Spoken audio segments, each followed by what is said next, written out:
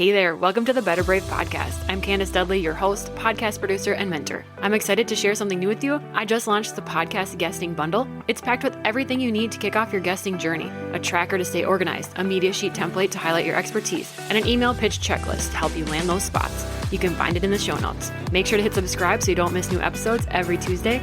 Let's redefine success and live a little braver together. Yesterday, I got to guest on a podcast, and it really kind of triggered me into thinking about and creating this episode. So the podcast is called Introverts Unmuted. Amber's the host. She's awesome. And you can go find that on YouTube and Substack. If you're an introvert and this sounds interesting to you, head over there. But first, give this a listen. This is going to be all about why podcasting and podcast guesting might be the perfect strategy for you if you are an introvert. Now, I have a story where I spoke at a women's leadership event last year with my two best friends. With a crowd of 170 some women, my one friend left feeling like she was on a high from the experience, right? I left feeling proud, but also like my gas cap on my car was left open, and I drove around all day while gas was splashing out, and I was completely drained energetically to the point where, like, this is being dramatic, but I was like, well, I don't think my body and torso can hold myself up and sit up anymore. Like, I'm so glad to be going home. And that's really because I'm introverted, and these kind of things, these big crowds, these big networking things drain me, right? So you might be thinking, maybe I'm an introvert. Let's see if podcasting and guesting could be something that you could use for your strategy and growth in your business. Because podcasting, which some people have tried to tell me in the past that public speaking should be no big deal because you speak on your podcast all the time and other podcasts. And okay, it is not the same. It is not the same at all. Thank goodness. So if the idea of putting yourself out there feels a little overwhelming, stick around. This podcast episode about guesting and podcasting might be the perfect fit for you. So let's bust a couple myths first. One is that you have to be super outgoing to be good at podcasting. That's not the case. I would say that the majority of guests that I have on, or people that I host that I go and guest on their show, I would say that they are more introverted. Maybe that's just the crowd I'm attracting, but you definitely do not need to be super outgoing to be a podcaster or to do guesting. Podcasting is just like public speaking. No, it's not. The reality is that podcasting can feel more like having a one-on-one conversation. Even if the audience listening might be really large, it's very easy just to focus in on your conversation with that one person and go from there. Let's talk about all the reasons, and there's a lot of them, why podcasting works for introverts. You have control over the environment. So if you're hosting your own podcast, you can record in your own space at your own pace. There are no crowds that might feel draining. There's no overstimulating environments. With that control, you can batch record when you have high energy. And on days where your energy is low, you don't need to record. So you really can have that control over the environment. Even when you're guesting, you can find a quiet, calm space, right? That piece of control is definitely something that we as introverts would like. Time to process. We're deep thinkers, right? We're kind of like in our own heads all the time. So you can plan your content ahead of time like this. I kind of prepped some notes for this episode because I was inspired and I made out a little plan. You can plan ahead of time. You don't need to necessarily be thinking on the spot. A lot of times when you're guesting on podcasts, you can either request the questions or they'll send you some and you can do a little prep. Or there's some general ones that kind of are always asked and you can practice that and have that ready so that there's really a less pressure in these situations. And also it's not live. Most people edit somewhat of their podcasts. And if you're the host, you can definitely edit, you can delete it, you can start over. So time to process, plan, and think is definitely another benefit to an introvert. Deep conversations. I definitely know that one of my introvert isms is the small talk, it's draining. I feel awkward. Often I'll be thinking ahead, like, do you ever go to order something? You're going to go pick up a iced mocha. That would be what I'm going to go get. And I just went to Starbucks. We were at the Mall of America because we took the kids for their last Christmas present, finally used the tickets to go ride the rides at Nickelodeon Studios. And the lines are super long. So I'm like, you guys, you wait in the line. I'm going to go grab a mocha. And I get up to the counter. She says, what can I get ready for you? And I was like, oh, hi, good. How are you? She just kind of ignored it. Luckily, most people ignore it. But that small talk is like, I don't know why that feels so much more pressure and just draining than just diving in deep. But podcasting and interviews, you get to dive right into the deep end, into very meaningful topics really quickly. Even when you're just meeting that host for the first time, you know that there was some alignment between you and your messaging and them, and that's why you booked that interview, being able to dive right in, that is really soul-filling for an introvert. Authentic connection. It's not surfacey. Listeners get to know you through you sharing your stories and your insights, as well as the hosts that you meet while you're guesting or having guests on your show. This can turn into an amazing community of referrals, future collaborations. You just really don't know what these authentic, genuine connections can do for you because of diving deep into those conversations, you form those connections with the hosts and guests that you might have on your podcast or being on other podcasts. You form those connections so much quicker because of diving in there and you're like, yes, you're speaking to me. And when that happens, that community around you starts to really grow. Even though it's virtual, it's very impactful because I don't know about you, but sometimes it really feels hard to make friends or make new adult connections, especially once you've had your own kids, especially if you're introverted, because you kind of like put up a shield in public maybe, or I know I do, where it's like, I don't really want to talk to anyone or things like that. And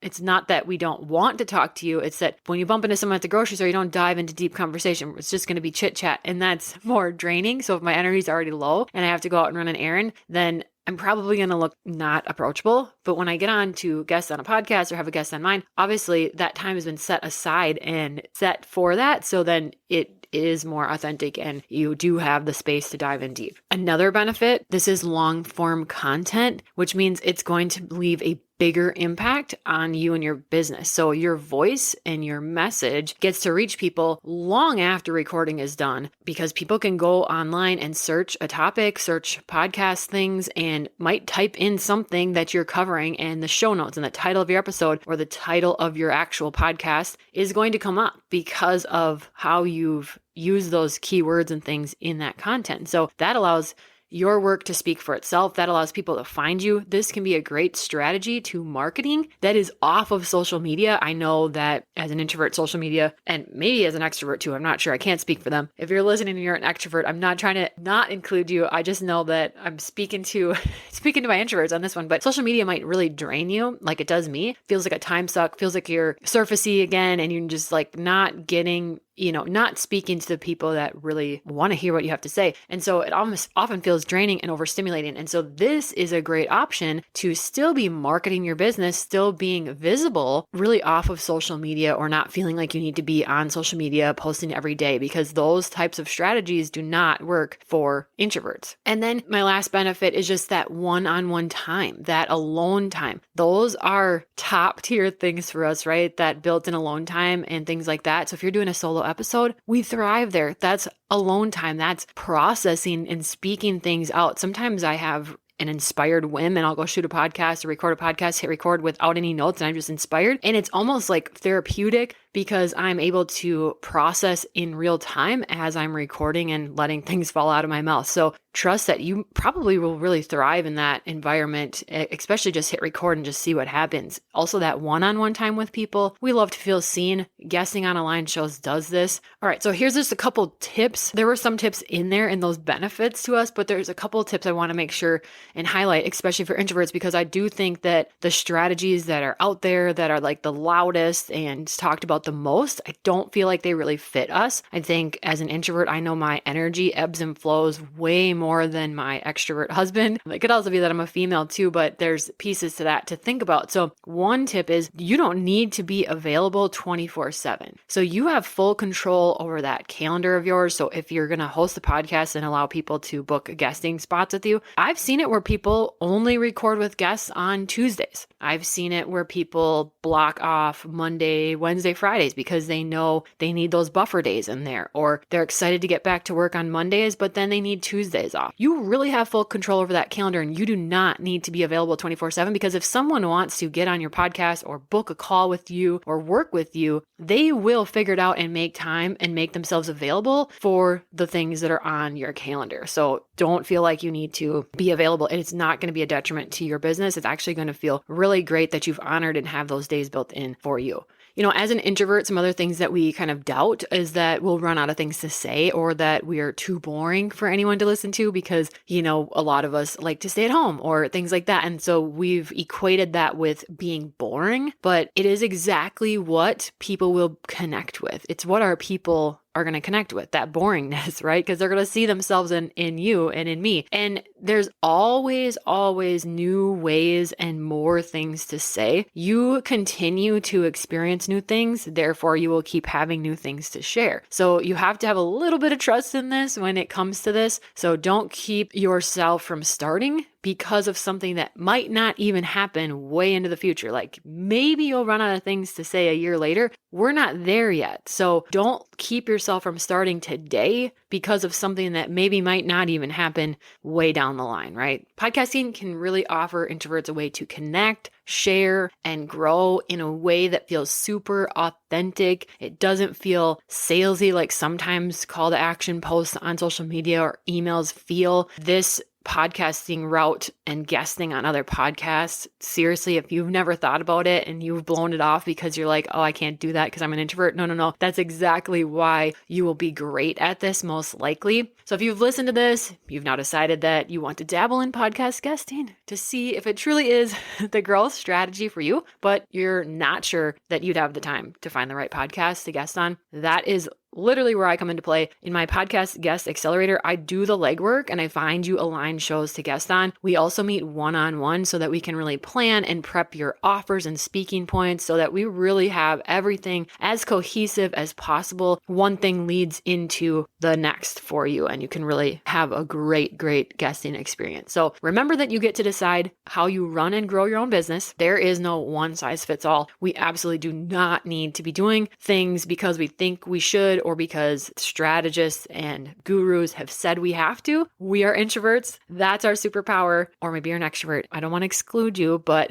then you have your own superpowers too. So leaning into our unique superpowers, into our uniqueness, that is really where you're going to thrive. And so that's why I was inspired to post this and record this. And I hope this hits home for you. I know that talking about this really helps remind me of how awesome the podcasting platform that I have and the guesting that I've been able to do is for my business and how much more exciting and aligned this year has felt because I've allowed myself to really lean into that. And so I hope that whatever that is for you, if it's podcasting, if it's not, I hope you lean into it. I hope you start and take that time where you can notice and feel into what is right for you because it's not one size fits all.